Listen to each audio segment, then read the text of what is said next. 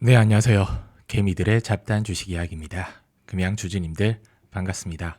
구독, 좋아요 한번 부탁드리고요. 금양은 금일 강보합 0. 지금 98% 상승한 2만 550원에서 600원 왔다 갔다 하고 있습니다. 이틀 연속으로 강한 반등 뒤에 전일 차익 실현 매물이 나오면서 한번 조정을 받았고요. 금일은 아직 갈피를 지금 잡지 못하고 눈치 보고 있는데 2차 전지 섹터에 대해서 제가 계속 강조를 좀 드렸습니다. 전기차 수요 둔화로 인해서 2차 전지 기업들이 실적이 굉장히 안 좋다. 고금리 고물가로 인해서 소비 심리가 또 위축되다 보니 판매 부진, 캐즘이 장기화될 수 있다. 그럼에도 불구하고 최근 2월 들어서 강한 반등이 좀 나온 이유는 섹터 순환매 관점과 2차 전지 바닥론이 대두되면서 시장이 갈 곳 없는 자금들이 2차 전지 쪽 쏠림이 나왔다. 근데 일부 전문가들이 주가가 바닥을 찍고 반등할 것은 다 예상을 하고 있지만 공급 과잉 우려도 있고 3월에 이제 유럽 전기차 산업 지원 정책 액션 플랜 발표됩니다. 그리고 2025 인터 배터리까지 남아 있는데 새로운 위험성도 대두되고 있어요. 그 부분 좀 잊지 않으셨으면 좋겠고 리튬 가격이 꾸준하게 하락세를 보이다 최근에 좀 안정화되고 있습니다.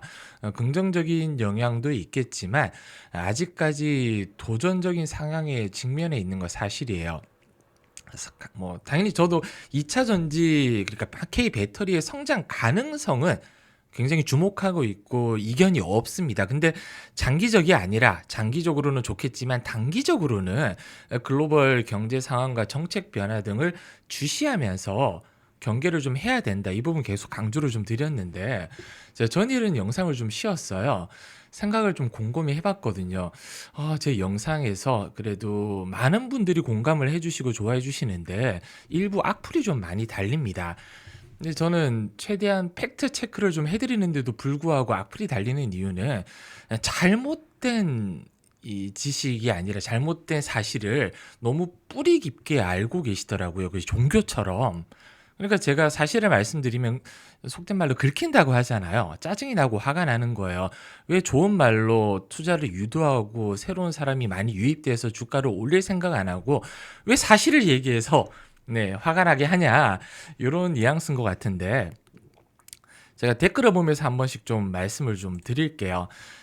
최근 하루 동안 금량에 대한 여기 유튜브 내용이거든요. 보면 진짜 가관을 금치 못합니다. 포스코 인수 얘기가 계속 예전에 나왔었고 비밀 전략 이런 거 없고요. 무상증자까지 나왔어요. 이건 선 넘었죠. 그리고 제가 유의하는 부분이 이 관리 종목 유예됐다. 요런 거 있잖아요. 이걸 그대로 믿더라고요. 관리 종목은 나오지 않고 벌점은 0점이고 이제 관리 종목 리스크는 끝났다. 이런 얘기를 너무 완전히 믿고 계신 거예요. 제가 지난 영상에서 뭐라고 말씀드렸냐면 관리 종목 심사가 연기가 됐다. 그래서 일부 구독자님은 전화까지 해보셨더라고요. 어떤 부분인지 제가 쉽게 설명드릴게요. 거래소라는 회사가 있잖아요. 전화를 해보면 이 인바운드 상담원 직원분들이 전화를 받습니다. 그럼 그분들은 매뉴얼에 따라서 안내를 해요. 금량이 불성실 공시법이 지정일이 지났는데 왜 공시가 나오지 않냐? 심사부서라는 부서가 따로 있다. 요 심사부서 그러니까 예를 들어서 심사부서에서 금량을 벌점을 얼마를 줄지 말지 이런 부분에 대해서 심사를 하겠죠. 근데 그 심사가 길어지고 있다. 이런 부분은 처음인데 이렇게 저도 처음이에요. 주식을 10년 넘게 하면서 불성실 공시법인 종목을 거의 많이 매매를 하거나 다루지는 않았지만 심사가 날짜가 이렇게 딜레이 되는 건 처음이거든요. 그럼 언제 나오냐 모른다. 그러니까 10일 안에 나온다고 했어요. 20일부터 10영업일이니까 대충 3월 초까지는 나온다고 하거든요. 근데 언제 나올지 모른다는 게 무서운 거예요. 그래서 제가 전일도 거의 7시까지 계속 기다렸었거든요. 혹시 나올까? 오늘 갑자기 나올 수도 있고 내일 갑자기 나올 수도 있습니다. 근데 이 부분이 5점 미만으로 나올지 아니면 딱 5점이 나올지 아니면 그냥 벌금으로 끝날지는 몰라요. 아직 나오지 않았으니까. 이 부분에 대해서 제 개인적인 생각은 지난 영상에서 계속 언급을 드렸기 때문에 일단 뭐 이번 영상에서는 언급을 안 드리더라도 아직 나오지 않은 결과에 대해서 그냥 미리 생각을 하고 계시는 게 무서운 거예요. 너무 무섭습니다. 그래서 직원들이 불성실 규정이 있을 건데 직원이 임의로 날짜를 연기하는 건 아닙니다. 관련 부서에서 조금 더 고민을 해보겠다 이렇게 연기가 된 거예요. 그래서 설명을 정확하게 해드려도 이렇게 정확한 설명이네요. 감사합니다. 뭐 진심 어린 설명 감사합니다. 이건 상식이잖아요. 지금 그 금량은 상식과 비상식이에요.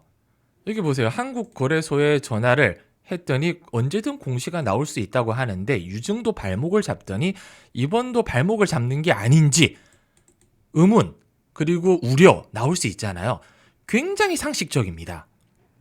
근데 제가 한편으로는 화가 나고 짜증나기도 하고 안타깝기도 한 부분이 이런 부분이에요. 제가 얘기를 드려도 무슨 소리인지 이해를 못하는 분들이 많으세요. 어이가 없네. 뭔 소리 하는 거야. 말이 바뀌었네. 저는 말이 바뀐 적이 없어요. 최근 들어서 이렇게 반등이 나올 때 비중을 계속 축소하라고 알려드렸습니다. 어떤 분들은 내가 비중 축소하고 나니 올라간다 짜증난다. 물론 그건 이해를 해요.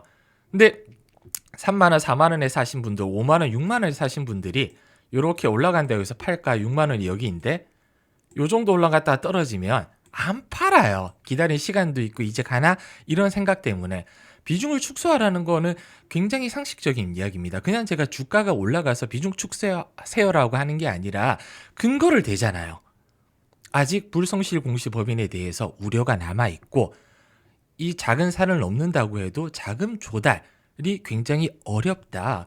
그리고 2차 전지 섹터 제가 조금 뒤에 설명을 드릴 텐데 섹터 자체도 지금 불확실성이 크다. 그래서 올라갈 때 비중을 축소하고 떨어지면 다시 비중 축소만큼 만약에 이제 정말 5점 미만이 맞고 자금 조달이 확정되면 아래에서 물 타면 되지 않냐. 근데 제가 대놓고 말씀드릴게요. 지금 금량 주주님들 지금 현재가가 2550원입니다. 지금 다 팔고 지금 정말 다 팔고요. 2500원, 50원 떨어진 가격에서 다시 살 수 있나요? 우리 종목에 대한 믿음이 있고 확신이 있으면 50원 싸게 다시 살 수 있잖아요. 근데 안 사요. 왜? 예를 들어서 내가 1억 원을 사서 1억 원치를 매수를 했는데 지금 마이너스 80%잖아요. 그러면 어차피 제가 예를 들어서 이제 뭐 100주를 가지고 있으면 팔고 다시 100주 사면 됩니다. 근데 이거 안 해요. 팔고 사면 이제 2천에 0%가 되잖아요. 손실이 없이. 근데 1억이 2천이 되는 게 싫은 거예요.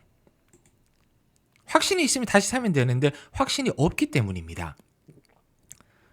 그래서 물론 뭐 제 영상을 보시는 많은 분들이 굉장히 상식선에서 지금 뭐 물린 거 저는 어쩔 수 없다고 말씀드렸어요. 그리고 마이너스 7, 80% 제가 감히 매도하라는 얘기 쉽게 못 드린다고 제가 계속 영상에서 말씀드렸는데 가끔씩 이렇게 보시면 뭔 얘기하는 거야. 이분은 예전 영상에서도 똑같이 뭔 얘기하는 거야. 이런 분들은 절대 주식 투자를 하시면 안 돼요. 가족들이 말려야 됩니다. 쉽게 한글로 풀어드려도 무슨 뜻인지 이해를 못하는 분들은 말려야 되고요. 특히 이런 분들 그냥 찍지 마세요. 관심 가지지 마세요. 쓸데없는 소리 하지 마세요. 벌점은 없대요. 벌점은 없대요. 그리고 이제 이런 무지성 안티도 싫어. 금량 망했나요? 저는 항상 말씀드리지만 댓글을 다실 때는 왜 이렇게 뭐 이제 왜 어떻게가 좀 들어갔으면 좋겠어요. 그냥 망했나요가 아니라 이런 이유가 뭐 이런 소문이 돌고 있는데 혹시라도 망하는 건 아닐까요? 이런 질문에는 제가 영상에서 답변을 드릴 수 있어요. 그리고 댓글은 제가 여기 답글해가지고 자세하게 남기질 못합니다. 참 답답해요. 그리고 이렇게 내일 아닌가요? 물어보시잖아요. 그러니까 이런 분들은 제 영상을 보고도 내일이 아닌가요라고 이제 물으실 만큼 영상을 꼼꼼하게 안 보신다는 거예요. 뭐 정신 차리세요. 제발 좀 정신 좀 차리셨으면 좋겠습니다. 이건 진짜 상식과 비상식의 대결이다. 답답해요, 저도. 그리고 제가 3월 1일부터 텔레그램 방 바로 오픈할 거거든요. 아직도 설문조사 참여 못 하시는 분들이 계시는데 이렇게 영상 더보기 누르면 설문조사 이게 있잖아요. 클릭하시면 됩니다. 그리고 여기 참여하겠다 하고 싶은 말 적어주시고 링크 받을 연락처 적어주시고 제출 눌러주시면 끝이에요. 쉽죠? 이거 못 하시는 분은 없으실 겁니다. 그리고 댓글 상단에도 제가 이렇게 다 남겨놓을 거거든요. 댓글 상단에도 이렇게 제가 다 남겨놓을 거라 클릭하시고 들어오시면 되고요. 제가 댓글을 중간에 꾸준히 보고 있는데 그리고 사과드릴 일이 있어요. 얼마 전 영상에서 양털 소년 분인지 토끼님인지 본인이 어떤 카페에서 봤는데 연기된다고 하더라. 그래서 제가 거짓 소문이다, 헛소문이다라고 했는데 사실이었습니다. 그 부분 제가 고개 숙여서 일단 사과드릴게요. 제가 지난주 목요일날 체크를 했어야 됐었는데 월요일날 싸한 느낌의 체크하니 사실이 맞았습니다. 연기된 게 맞아요. 일단 잡소리는 여기까지 하고요. 천천히 한번 다시 볼게요. 최근 반등의 이유가 싸기 때문이죠. 싸다, 저가 매수세가 몰렸습니다. 바닥을 지나고 있다, 어두운 터널을 지났다, 이런 뉴스들이 쏟아졌어요. 근데 아직 강한 반등의 기대는 섣부르다.